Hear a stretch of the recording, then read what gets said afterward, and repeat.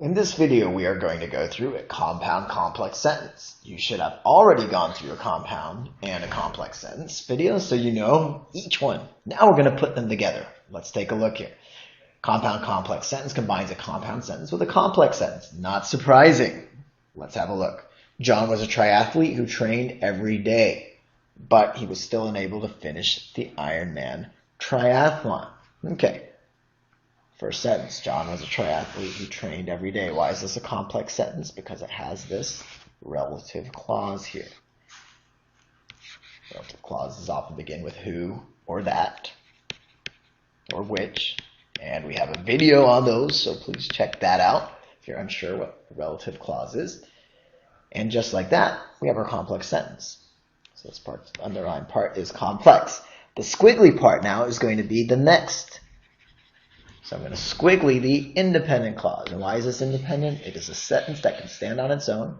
He was still unable to finish the Ironman triathlon is a sentence connected with a conjunction but, that is comma, but. And just like that, we've taken a complex sentence, the underlined part, and combined it, the squiggly part here, with an independent clause. And this has given us a compound complex sentence. Let's look at B.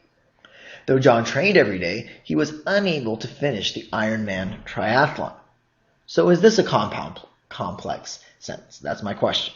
Well, we have here our subordinating conjunction, and we know that subordinating conjunction takes this sentence, John trained every day, turns it into a non-sentence or a dependent clause that needs, it's dependent, it needs what? An independent clause. And that's great because now we have a complex sentence. He was unable to finish the Ironman triathlon. However, we do not have a compound complex sentence because we need to combine a complex sentence, which is from here. This is our complex sentence down to here. But we don't have anything more.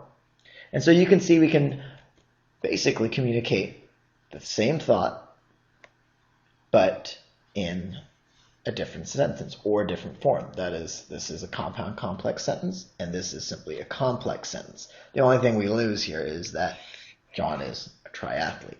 So again, when you're writing, you want to be able to vary up your sentence structure. And if you want to say that John is a triathlete in B, but you can't squeeze it in there, then you may want to write a sentence like A, where you can squeeze it in there, but in doing so, you're going to change it from a complex to a compound sentence. That's absolutely fine as long as you remember your punctuation, and in this case here, your coordinating conjunction.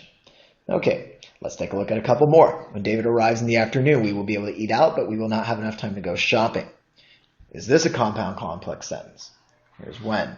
It's dependent hints that we have, or signals that we have, a dependent clause that ends with we will not be able to eat out. Notice here is a comma, here is the word but, followed by another independent clause. Therefore, this is compound complex.